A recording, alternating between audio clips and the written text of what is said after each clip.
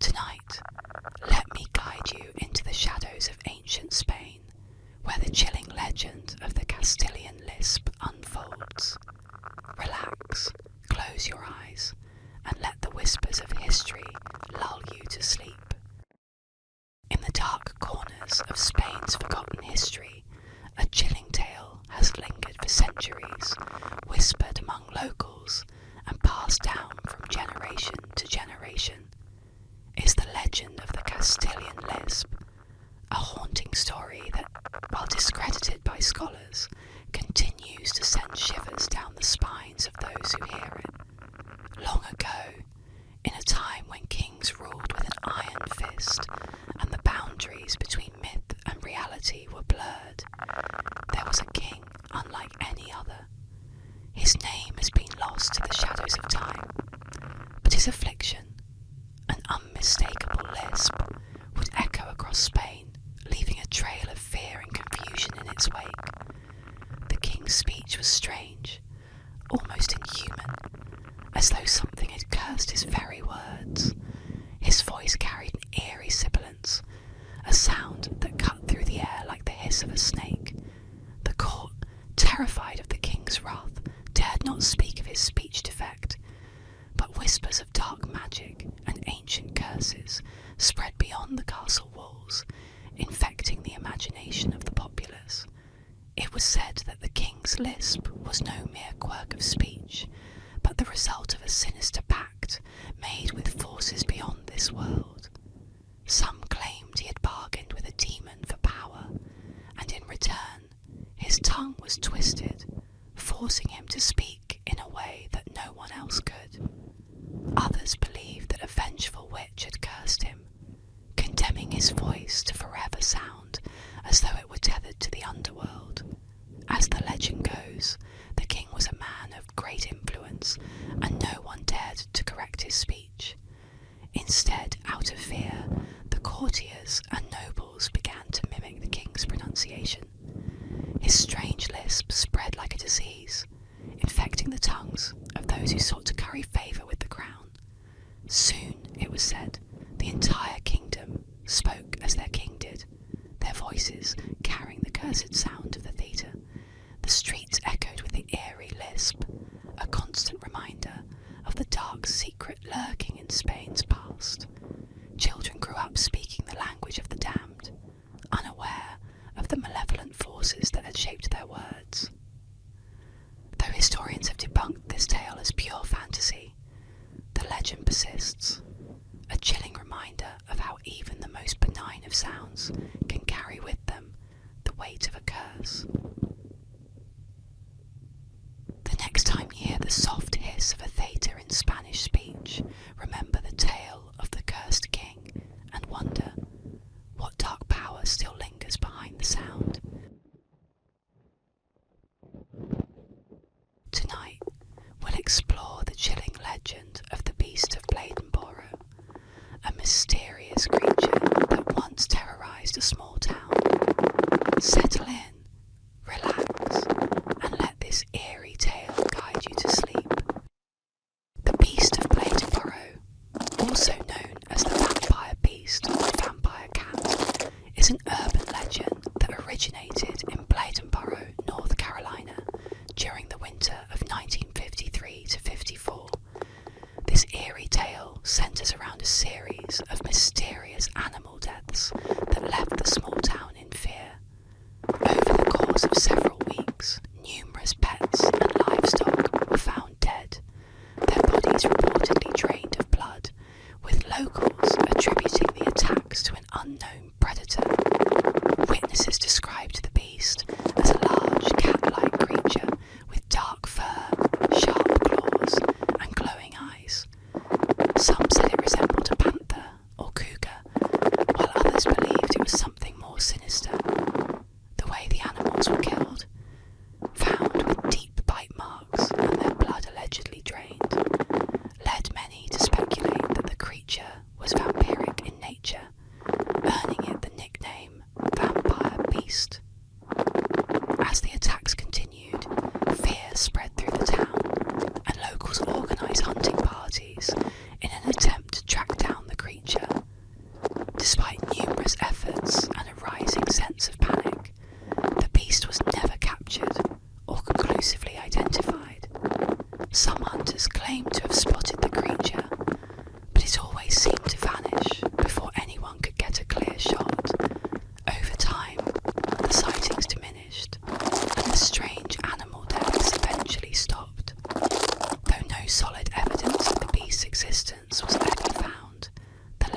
persisted, with some believing the creature still roams the woods surrounding Burtonborough.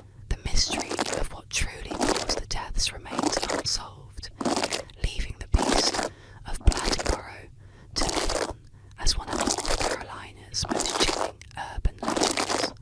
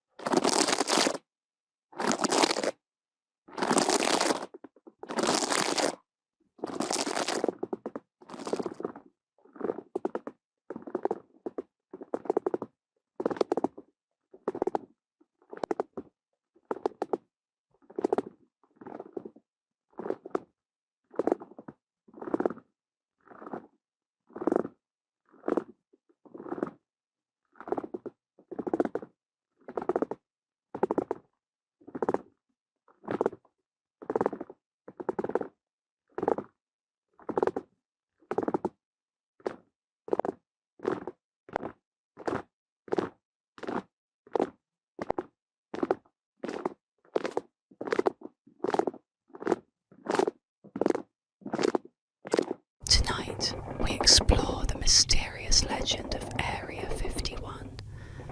Let your mind wander as we delve into the tales of secrecy, government conspiracies, and the question, are we truly alone? Area 51 is one of the most famous and enduring urban legends in modern times, often associated with government secrecy, extraterrestrial life, and mysterious UFO sightings. Officially known as a classified section of the Nevada Test and Training Range, Area 51 is a highly restricted military base located in the remote Nevada desert. While it serves as a testing site for experimental aircraft and weapons, the site has become the center of countless conspiracy theories over the years, with many believing it holds evidence of extraterrestrial visitors and their advanced technology. The origins of the Area 51 legend date back to the late 1940s and 1950s, a period marked by the rapid development of aviation technology and a growing interest in UFO sightings. The US government's secrecy surrounding the activities at Area 51 only fueled public curiosity. Speculation intensified in the 1980s when a man named Bob Lazar claimed that he had worked at a site near Area 51 called S4, where he said the US government was reverse engineering alien spacecraft.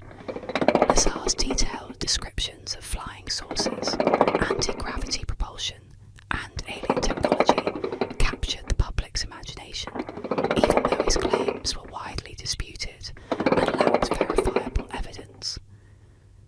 Over the decades, Area 51 became a symbol of government cover-ups, and the idea that the US military was hiding knowledge of extraterrestrial life.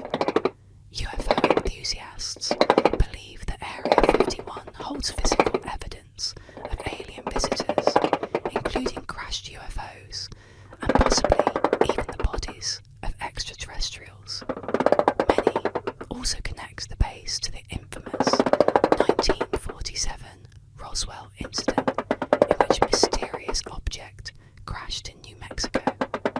While the government eventually explained that the object was a weather balloon part of a classified project, many still believe it was an alien spacecraft and that its wreckage was transported to Area 51 for study. In addition to Lazar's claims, there have been numerous reports of strange lights and unidentified flying objects near Area 51, further fueling the legend. These sightings are often attributed to the secret testing of advanced military aircraft, such as the U-2 spy plane or the SR-71 Blackbird, both of which were developed and tested in the area. However, for those who believe in the extraterrestrial connection, these explanations are seen as mere cover stories. Despite the widespread speculation and intrigue, there has never been any concrete evidence to support the idea that Area 51 contains extraterrestrial technology technology or visitors from other planets.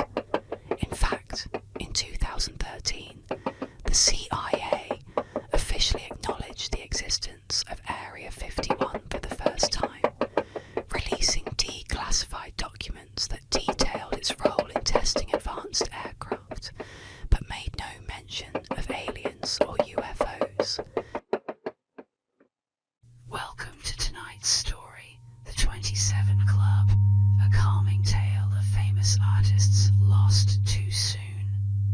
Relax, let go, and drift peacefully as the legend unfolds. The 27 Club is an infamous urban legend, suggesting that a disproportionately high number of famous musicians, artists, and celebrities die at the age of 27. This belief stems from the deaths of several well-known figures in music and art, who all tragically passed away at this age. Among them are Brian Jones of the Rolling Stones, iconic guitarist Jimi Hendrix, soulful singer Janis Joplin, punk vocalist Mia Zapata, The Doors frontman Jim Morrison, Nirvana's Kurt Cobain, painter Jean-Michel Basquiat, and most recently, singer-songwriter Amy Winehouse. The idea behind the 27 Club first gained traction in the early 1970s, especially following the deaths of Hendrix, Joplin, and Morrison, who all died within a short span between 1969 and 1971. Their youth, extraordinary talent, and sudden demises at the same age fed into the myth, making it seem like there was a pattern or curse surrounding the number 27.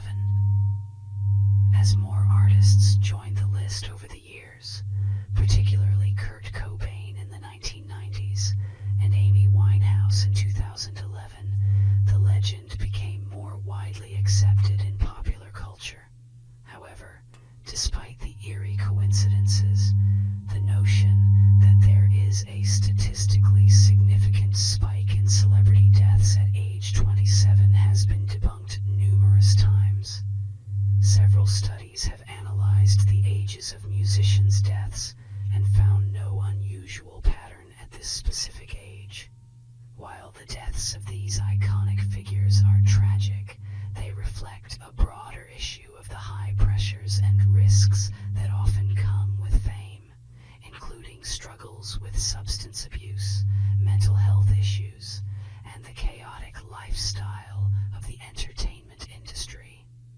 The 27 Club endures in part because of society's fascination with early death and the romanticization of tortured artists who burn brightly before extinguishing too soon.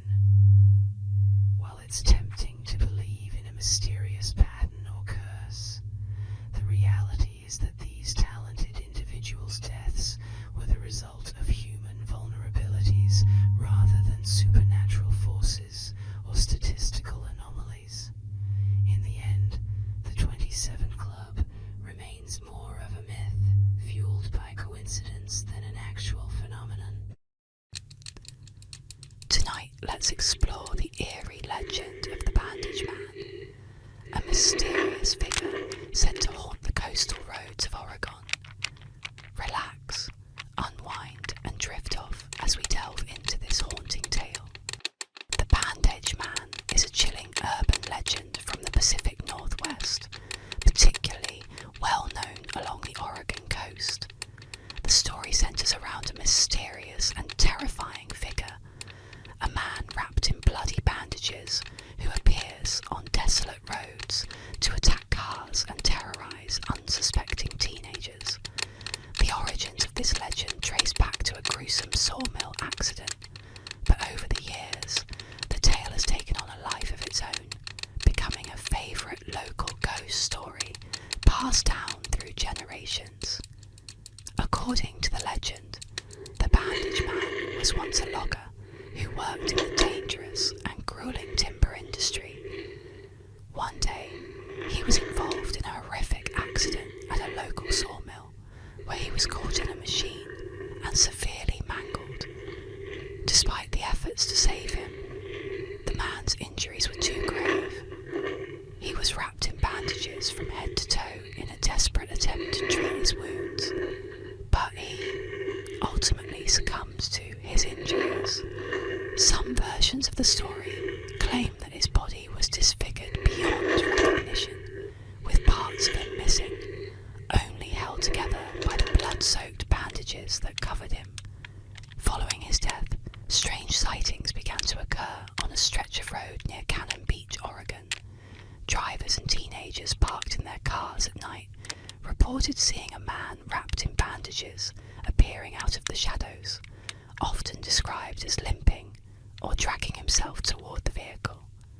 In some accounts, the bandaged man would climb onto the car, leaving bloody handprints on the windows, or even break the windows to try and grab the passengers. The legend also says that he smells of decaying flesh, and that his bandages are stained with blood, adding to the horror of his appearance.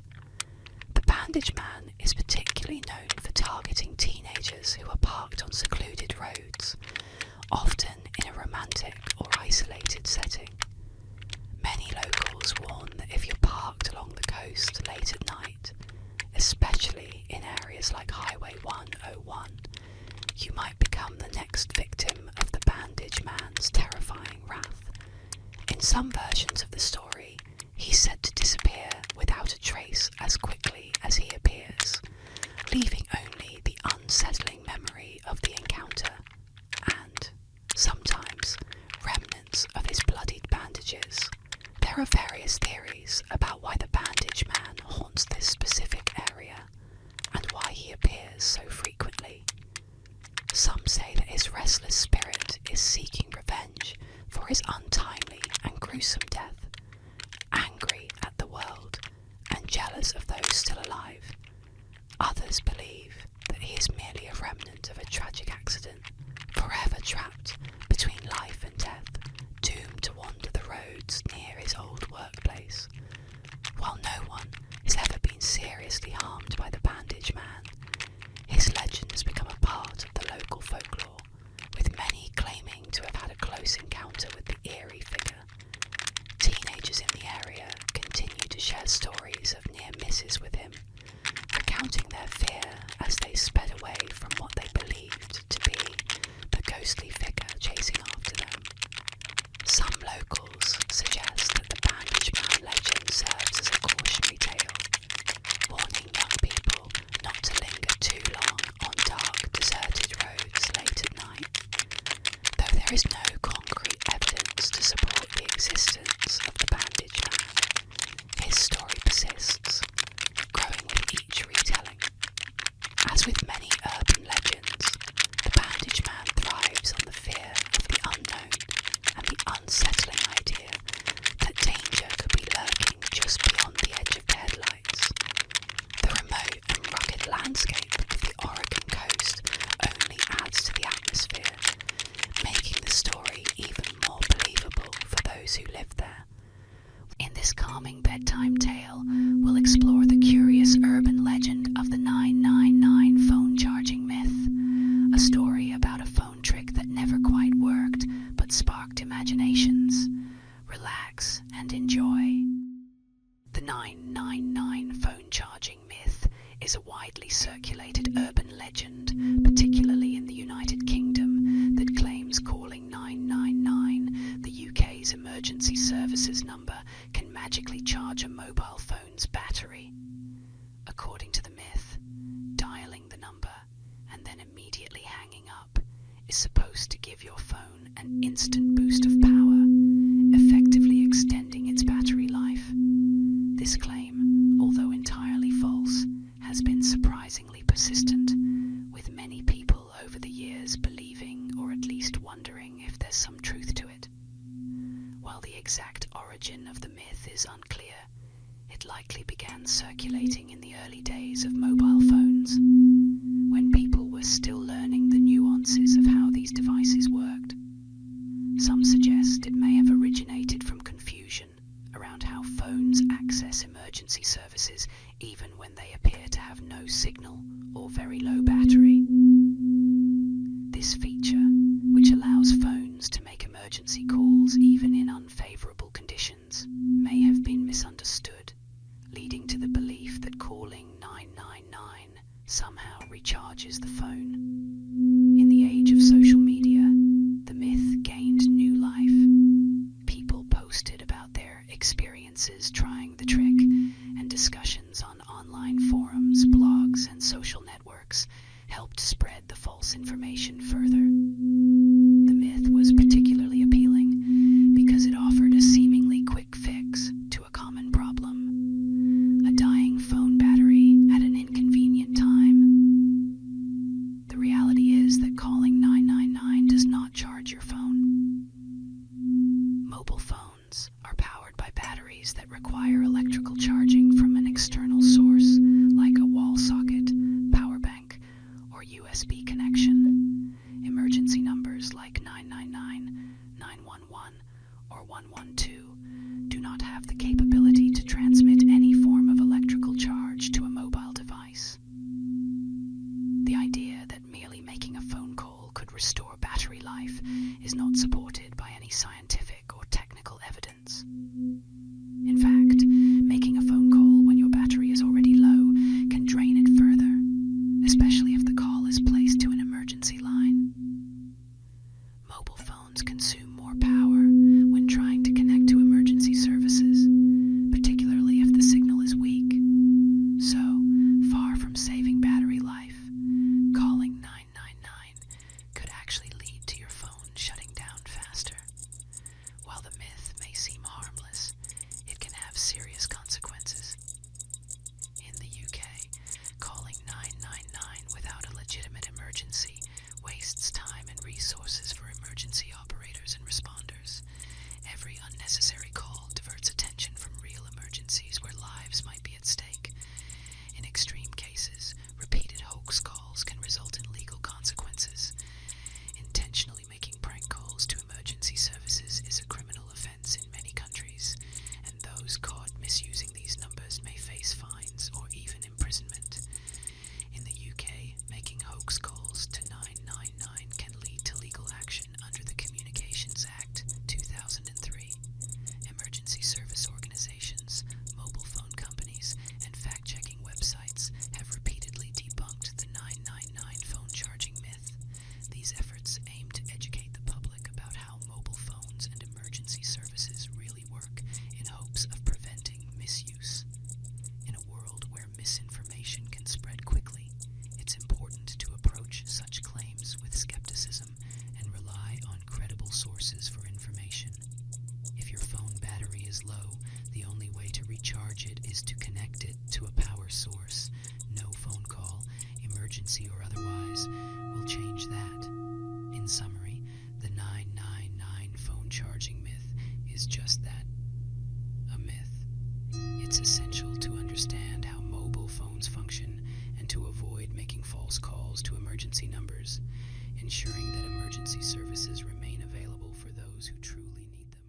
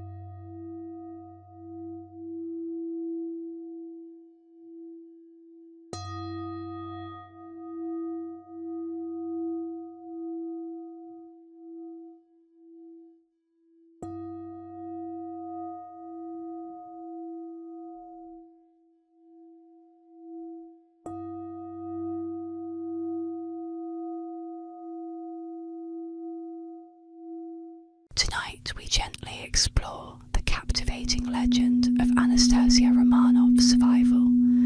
Settle in as we unravel the mystery of the lost Duchess and the hope that lingered for decades. The urban legend of Anastasia Romanov's survival is one of the most enduring and captivating stories of 20th century history. It revolves around the idea that Grand Duchess Anastasia Nikolaevna of Russia, the youngest daughter of Tsar Nicholas II, somehow escaped the tragic fate that befell her family during the Russian Revolution in 1918. While the rest of the Romanov family was believed to have been executed by Bolsheviks, rumours persisted for decades that Anastasia had miraculously survived and disappeared, living under a different identity. The legend began shortly after the Romanov family's execution. On July 17th, 1918, Nicholas II, his wife Alexandra, and their 5 children, including Anastasia, were shot and killed by Bolshevik forces in a basement in Yekaterinburg. Their bodies were taken to a remote forest where they were hastily buried in unmarked graves. When the remains of the family were discovered years later, the bodies of 2 Romanov children were missing, including that of Anastasia. This fueled speculation that Anastasia had somehow survived the massacre. The mystery of Anastasia's fate took on a life of its own, with numerous women over the years coming forward claiming to be the lost Duchess. The most famous of these claimants was Anna Anderson, who emerged in the 1920s in Germany. Anderson insisted that she was Anastasia, and that she had survived the execution thanks to the help of a sympathetic guard. According to her story, she had sustained injuries, but managed to escape and was taken to safety. Her claims garnered international attention, and while many doubted her authenticity, she also attracted a significant following of people who wanted to believe in the possibility that the Romanov princess had survived. Anna Anderson's story was captivating, especially in an era still reeling from the aftershocks of World War I and the Russian Revolution. The idea that one of the Romanovs had escaped the revolution and was living in secret was an enticing fantasy for many royalists and others who were sympathetic to the Romanov family. However, while Anderson's claim seemed plausible to some, many who knew the Romanovs dismissed her story. Tonight, we dive into the strange and surreal tale of aerial water bomber picking up a scuba diver. Relax as we explore this curious urban legend where the impossible becomes almost believable. The urban legend of the aerial water bomber picking up a scuba diver is a bizarre yet captivating tale that has made its way into popular culture and persists as one of the more outlandish myths in modern folklore. The story claims that an aerial water bomber, often described as either a large airplane or a helicopter equipped with a water scooping mechanism, accidentally scoops up an unsuspecting scuba diver from a body of water, only to later dump them, along with the water, over a wildfire site. According to the legend, the scuba diver is swimming or diving in a lake or reservoir when the water bomber, in an attempt to fill its tanks or bucket to help extinguish a wildfire, unknowingly captures the diver along with the water. The diver is then carried in the tank or bucket high into the air, transported to a burning forest, and dropped with the water onto the blaze. The legend typically ends with firefighters or rescue workers later discovering the charred remains of the unfortunate diver, still wearing their scuba gear, on the ground at the fire site. Some versions of the story include details of the diver's baffled expression or comments from authorities trying to piece together how the individual ended up there. This urban legend is particularly compelling because it combines elements of surprise, mystery, and dark humour, while also invoking themes of human error and the randomness of fate. It's easy to see why such a strange and tragic tale would spread, especially among communities familiar with both wildfires and water-based recreation. The concept of a scuba diver being unwittingly scooped up by a firefighting aircraft seems absurd, yet just plausible enough to intrigue listeners. The myth gained significant traction, in part due to its use as a plot device in movies such as Magnolia and Barney's version, where the bizarre event is depicted or referenced. These portrayals help cement the story in popular culture, allowing it to circulate more widely and persist as an intriguing piece of modern folklore. Despite its enduring appeal, the aerial water bomber picking up a scuba diver myth has been thoroughly debunked. Snopes.com, a well-known urban legend debunking site,